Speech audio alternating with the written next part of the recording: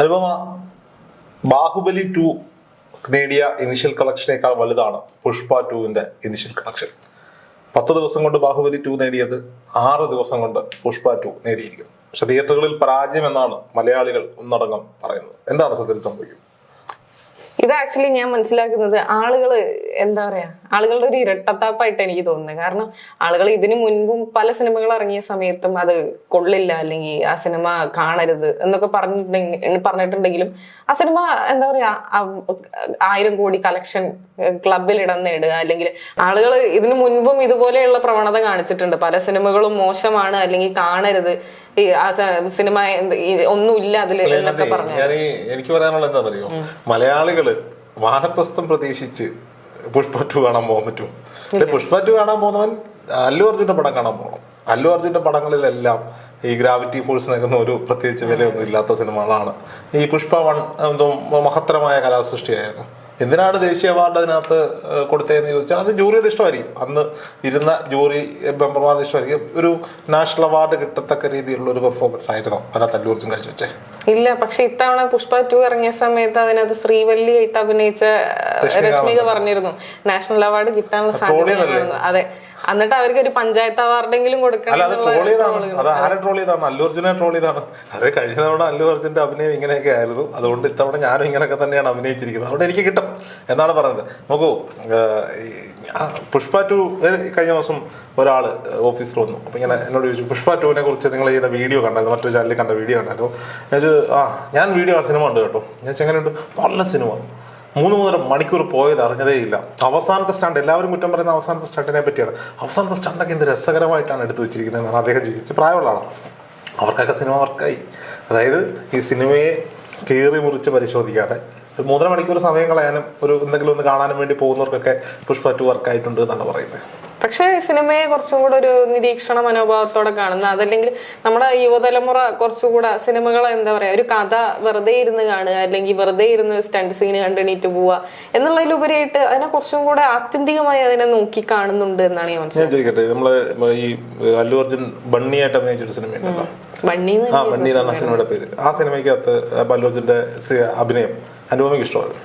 ആ സമയത്ത് എനിക്കത് ഇഷ്ടമായിരുന്നു. എനിക്ക് ആ സമയത്ത് ഇഷ്ടമല്ല, ഈ സമയത്ത് ഇഷ്ടമല്ല. കഴിഞ്ഞ ദിവസം ഒരു ക്ലിപ്പ് കണ്ടപ്പോൾ ഞാൻ ആലോചിച്ചു, എന്തുവാണ് ഇത് എന്ന് ഞാൻ ആലോചിച്ചിട്ടുണ്ട്.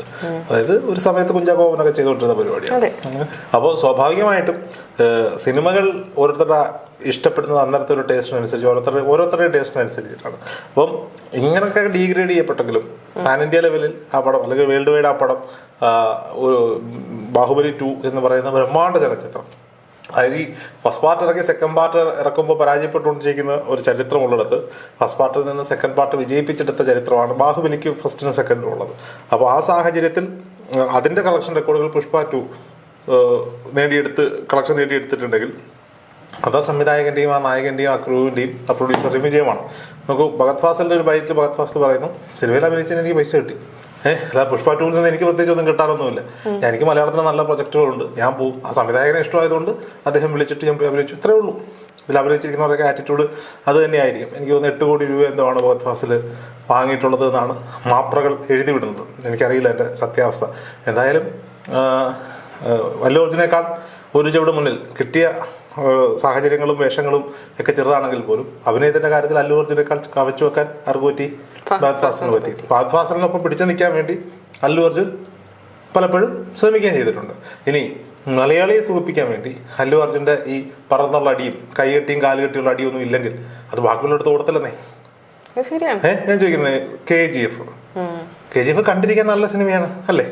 KGFന്റെ കഥ എന്ന് പറയുന്നത് ആ ഒരു കഥാ പശ്ചാത്തലം, അതിന്റെ ഒരു സിനിമാറ്റോഗ്രഫി, സെറ്റ് വർക്ക്, ആർട്ട് കാര്യങ്ങളൊക്കെ വെച്ച് നോക്കുമ്പോൾ, അതിന്റെ പാട്ട് കാര്യങ്ങളൊക്കെ വെച്ച് നോക്കുമ്പോൾ ഓക്കെ. ഇവിടെ പപ്പടം കാറ്റ് കൊള്ളണം എന്ന് പറയുമ്പോൾ ഹെലികോപ്റ്റർ ഉണ്ടെന്ന് കാറ്റ് കൊള്ളിപ്പിക്കും. അതിന് എത്ര വലിയ അംബാനി ചെയ്യുമോ? അംബാനി അംബാനിയുടെ ഭാര്യ പറയാണ്, അല്ലെങ്കിൽ അംബാനിയുടെ പുതിയ മരുമോള് പറയാണ്, എനിക്ക് ചൂടെടുക്കുന്നു എന്ന് പറയുമ്പോൾ അംബാനിക്ക് സ്വന്തമായിട്ട് ഹെലികോപ്റ്റർ ഉണ്ടല്ലോ, ഒരു ഹെലികോപ്റ്റർ ചൂടെടുത്ത് പറത്താൻ പറയൂ? ഇല്ല. അപ്പൊ അതിലും ഇതൊക്കെ തന്നെയല്ലേ കാണിച്ചേക്കണേ. അത് കണ്ട് KGF ഭയങ്കര സംഭവമാണ് നമ്മൾ പറഞ്ഞില്ലേ. ബാഹുബലിയിൽ അത് കാണിക്കാം. എന്തുകൊണ്ടാ? ബാഹുബലി പറയുന്ന ജോണർ അതാണ്. ബാഹുബലിയിൽ കാണിക്കുന്നതെന്ന് പറഞ്ഞാൽ അതൊരു പുരാണകഥ. അത് പുരാണകഥയാണ്, അതിലെന്തും കാണിക്കാം. അതിൽ ഇപ്പോ പുഷ്പവിമാനത്തിൽ വന്ന് തട്ടിക്കൊണ്ടുപോയി രാവണൻ സീതയെ നമ്മൾ വിശ്വസിക്കുന്നു. ഹനുമാൻ കടല് ചാടിക്കടന്നു എന്ന് വിശ്വസിക്കുന്നു. അതൊക്കെ പുരാണങ്ങളിൽ കാണിക്കാം, പുരാണ സിനിമകളിൽ കാണിക്കാം. ബാഹുബലി അങ്ങനെ ഒരു പൗരാണികമായ ഒരു കഥയാണ് പറയുന്നത്. അല്ല രാജാക്കന്മാരുടെ കാലഘട്ടത്തെ കഥ, അന്ന് എന്ത് വേണേലും കാണിക്കാം. അത് ടോട്ടൽ ഫിക്ഷൻ ആണ്. പക്ഷെ KGF അങ്ങനെയാണോ? KGF ഇന്ത്യയിൽ തന്നെയുള്ള ഒരു സ്വർണ്ണഖനിയുമായി ബന്ധപ്പെടുത്തിയ ഒരു കഥയാണ് അവർ പറയുന്നത്. അപ്പൊ അതിൽ എന്തൊക്കെയാ കാണിക്കണേ? ഇന്ത്യൻ പാർലമെന്റിലേക്ക്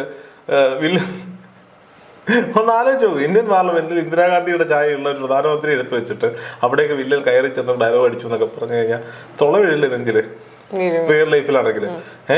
അതിപ്പോ അത് മലയാളിക്ക് കൈയടിച്ച് സ്വീകരിക്കാമെങ്കിൽ പുഷ്പ കാണിക്കുന്നതും കൈയടിച്ച് സ്വീകരിക്കണം. അങ്ങനെ ഒരാളുണ്ടായിരുന്നു എന്ന് വേണമെങ്കിൽ സ്വീകരിക്കാം, ഒരാൾ അങ്ങനെ ചെയ്തു എന്ന് സ്വീകരിക്കാം. അപ്പൊ അത് പറ്റുന്നില്ല. നീ ആ പടം കാണാൻ പോകുന്നവൻ അങ്ങനെ പോയാൽ മതിയുടെ. പിന്നെ ശ്രീവല്ലി, രശ്മിക മന്ദാന ഭയങ്കര ഹോട്ടായിട്ട് അഭിനയിച്ചു, അല്ലെങ്കിൽ അവർ തുടർന്ന് എല്ലാം പ്രണയമാണ്, കാമമാണ് എന്നൊക്കെ പലരും പറയുന്നുണ്ട്. ആ സിനിമയിലെ പാട്ടുകൾ ആദ്യമേ ഇറക്കി വിട്ടില്ലേ? അത് കണ്ടപ്പോൾ നിങ്ങൾ എന്താ വിചാരിച്ച? ശ്രീവല്ലി മറ്റേ എന്താ പറയുക, പർദ്ദയിട്ട് ആണ് അഭിനയിക്കുന്നതെന്നോ?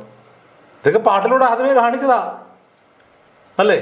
ഇതൊക്കെ കാണാൻ പോയിട്ട് പടം കൊള്ളില്ല എന്ന് പറഞ്ഞിട്ട് എന്തെങ്കിലും കാര്യമുണ്ട്? ഇല്ലെങ്കിൽ നീ പോകരുത്. ഞാൻ ആ പടം കണ്ടില്ല, ഞാൻ അതുകൊണ്ടാണ് അതിനെ ഞാൻ കുറ്റം പറയുന്നത്. പടം കണ്ടിട്ടാണെങ്കിൽ ചില പക്ഷേ എനിക്ക് കുറ്റം പറയേണ്ടത് തന്നെയായിരുന്നു. എനിക്ക് ആ പടം ഇഷ്ടമല്ല, കാരണം എനിക്ക് അല്ലു അർജുൻ്റെ പടങ്ങൾ ഇഷ്ടമല്ല. അത് എൻ്റെ വ്യക്തിപരമായ ചോയ്സാണ്. ഞാൻ പുഷ്പയുടെ ഫസ്റ്റ് പാർട്ടും കണ്ടിട്ടില്ല. പക്ഷെ നമ്മുടെ ചർച്ചാ വിഷയം എന്ന് പറയുന്നത് പുഷ്പയുടെ ഫസ്റ്റ് പാർട്ട് കണ്ടില്ല എന്ന് പറയുമ്പോൾ ചോദിക്കും, എന്നാ പിന്നെ നീ എന്തിനാണ് പുഷ്പയെ കുറിച്ച് അഭിപ്രായം പറഞ്ഞത്? അങ്ങനെ കണ്ടിട്ടില്ലെന്നല്ല, അതെനിക്ക് കണ്ടിരിക്കാൻ പറ്റിയിട്ടില്ല എന്നുള്ളതാണ് എനിക്ക്. ഞാൻ അതിനെ കുറ്റം പറയാൻ ഞാനാണല്ല. എന്നാൽ അതിന്റെ ക്ലൈമാക്സ് എന്താണെന്ന് എനിക്കറിയാം, തുടക്കം എന്താണെന്ന് അറിയാം, അതിന്റെ സംഭവവികാസങ്ങൾ. കാരണം ഞാൻ ഓടിച്ചാലുണ്ടായി സ്പീഡിലിട്ട്. ഇനി പുഷ്പ 2 വരട്ടെ, യൂട്യൂബിൽ വരുമോ അല്ലെങ്കിൽ OTT വരികയോ ചെയ്യുമ്പോൾ ഞാൻ കാണാം. തിയേറ്ററിൽ പോയി അതിന് വേണ്ടി ഒരു 3.5 മണിക്കൂറോളം എൻ്റെ ഇല്ല. എൻ്റെ ടേസ്റ്റുള്ള പടമല്ല. ഒരു സമയത്ത് ഞങ്ങളുള്ള എല്ലാ സിനിമകളും പോയിട്ട് തിയേറ്ററിൽ കാണും. ഇപ്പം എനിക്ക് സമയമില്ലാത്തതുകൊണ്ട് ഞാനങ്ങനെ പോകാറില്ല. ഞാനങ്ങനെ തീരുമാനിച്ചാൽ പോരെ. അല്ലാതെ അവിടെ ചെന്ന് തലേന്ന് തൊട്ട് മറ്റേ പുഷ്പയുടെ വേഷവും കെട്ടി ആറാട്ടണ്ണനും അലിൻ ജോസ് പെരേരയും പകല മോമാരും വന്ന് കാത്തു കിടന്ന് അശ്വൻ കോക്കൊക്കെ വീട്ടിലിരുന്ന് എന്തെങ്കിലുമൊക്കെ ചെയ്യട്ടെ. അയാള് സിനിമ ടിക്കറ്റ് എടുത്ത് തിയേറ്ററിൽ വീട് ആരെക്കും ശല്യമൊന്നും ഉണ്ടാക്കില്ല. അവന്റെ ചാനൽ കാണണോ കാണണ്ടേ എന്നുള്ളത് ആളുകൾ തീരുമാനിക്കാൻ. അവൻ എന്നത് പോലെ അവന്റെ ഇഷ്ടമാണ്, അവന്റെ ഒരു എഫേർട്ട് എടുക്കുന്നുണ്ടെന്നുള്ളതാണ്. അത് തിയേറ്ററിൽ പോയിട്ട് പബ്ലിക് ന്യൂസൻസ് ഉണ്ടാക്കുന്നില്ലല്ലോ അവന്മാര്. അതായത് ഒരു തിയേറ്റർ സിനിമ റിലീസിങ്ങിന് അന്ന് കുടുംബത്തോടെ തിയേറ്ററിൽ പോകാൻ പറ്റുമോ? എന്ത് പ്രൈവസിയുള്ളേ? അതുകൊണ്ട് കൊച്ചിയിലൊരു കാമുകനും കാമുകിക്കും ഏതെങ്കിലും ഒരു തിയേറ്ററിൽ, പ്രത്യേകിച്ച് വനിതാ തിയേറ്ററിൽ റിലീസിങ് എന്നാന്ന് പോയി പടം കാണാൻ പറ്റുമോ? എന്താണെന്നറിയോ? നാട്ടിൽ മൊത്തം അറിയും ഇവരുടെ റിലേഷൻ. അപ്പോൾ സ്വാഭാവികമായിട്ടും ഇതൊക്കെ ഒഴിവാക്കണം. പടം വന്നു, അവര് മാർക്കറ്റ് ചെയ്യട്ടെന്നേ, നീയൊക്കെ ചെയ്യേ. പണ്ടും ഈ പറഞ്ഞ പബ്ലിക് ഒപ്പീനിയനും ഈ ഷൂട്ട് പരിപാടിയും കാര്യങ്ങളൊക്കെ വന്നിരുന്നു. സൂര്യ TV-യിലും ഏഷ്യാനെറ്റ് പ്ലസിലും ഒക്കെ ഉണ്ടായിരുന്നു. ആർക്കും ശല്യമില്ലായിരുന്നു. ഇപ്പോൾ ഒരു മൊബൈലും ക്യാമറയും എടുത്ത് ആളുകൾ പോവാം. നമ്മളെപ്പോലുള്ളവർക്ക് തന്നെ. നമ്മൾ പോകാറില്ല, അതുകൊണ്ട് നമുക്ക് പറയാമല്ലോ. വല്ല പോയിരുന്നു, നേരത്തെയൊക്കെ പോയിരുന്നു. ഇപ്പോൾ പോകാറില്ല, അതുകൊണ്ട് നമുക്ക് പറയാം. എന്തായാലും പുഷ്പ 2-ന്റെ ഇനിഷ്യൽ കളക്ഷൻ റെക്കോർഡ് നല്ലതാണ്. പടം പൈസ മുടക്കി പടം എടുത്തു, പൈസ തിരിച്ചിട്ടെ. തിരിച്ചു കിട്ടില്ല, ഡെഫിനറ്റ്ലി തിരിച്ചു കിട്ടില്ല. 1000 കോടി ക്ലബിൽ കയറി കഴിഞ്ഞു കഴിഞ്ഞാൽ 1000 കോടി മലയാളിക്ക് എന്നാ സ്വപ്നം കാണാൻ പറ്റുന്നേ? മലയാളിക്ക് എന്നാ? കാരണം മലയാളത്തിന്റെ മാർക്കറ്റ് ചെറുതാണെന്നാണ് പറയുന്നത്. ഇപ്പോൾ ഇവർക്ക് ഈ തെലുങ്കുകാർക്കും കർണാടക കിടക്കുന്നവർക്കും ഒക്കെ ആ മാർക്കറ്റ് വലുതാക്കി വേൾഡ് വൈഡ് ഇത് ചെയ്യാൻ പറ്റും, പാൻ ഇന്ത്യ ചെയ്യാൻ പറ്റുമെങ്കിൽ മലയാള സിനിമയ്ക്കും പറ്റും. ഇവിടെ ഈ എന്താ പറയാ, കാൻ ഫിലിം ഫെസ്റ്റിവലിൽ വരെ പോയ ഒരു സിനിമയാണ് all we imagine as light എന്ന് പറയുന്നത്. ആ സിനിമ പ്രദർശിപ്പിക്കാൻ വേണ്ടി മൾട്ടിപ്ലക്സുകളിൽ ഒന്നും അവസരം കിട്ടുന്നില്ല. അതേ സമയത്താണ് ഈ മൾട്ടിപ്ലക്സുകളിൽ പുഷ്പ 2 കാണിക്കാൻ വേണ്ടി മൊത്തത്തിൽ അത് ബുക്ക്ഡ് ആയി പോയി. അപ്പൊ എന്തുകൊണ്ടാണ് എവിടെയും യാതൊരുവിധ അവാർഡോ അല്ലെങ്കിൽ അങ്ങനെ ഒന്നും കിട്ടാത്ത ഒരു സിനിമയ്ക്ക് ഇത്രയും വലിയ പാലേരി മാണിക്യം പാതിരാക്കൊലപാതകത്തിന്റെ കഥ റിലീസ് ചെയ്തു, ആരും അറിഞ്ഞില്ല. നല്ല സിനിമയാണ്, നല്ല കിട്ടില്ല സിനിമയാണ്. അത് ആരും അറിഞ്ഞില്ല. തീരണ്ടാവത് വന്നു പോയതും ആരും അറിഞ്ഞില്ല. അതേസമയം ഞാൻ ബണ്ണിയും ആരിയൊക്കെ ഒന്ന് റിലീസ് ചെയ്തു കൂടെ. ശരിയാണ്. എടാ ഈ അല്ലു അർജുനെ ചീത്ത വിളിക്കുന്ന പടം കൊള്ളത്തില്ലെന്ന് പറയുന്നത് നമുക്ക് ക്യൂ നിൽക്കും. ഓക്കെ.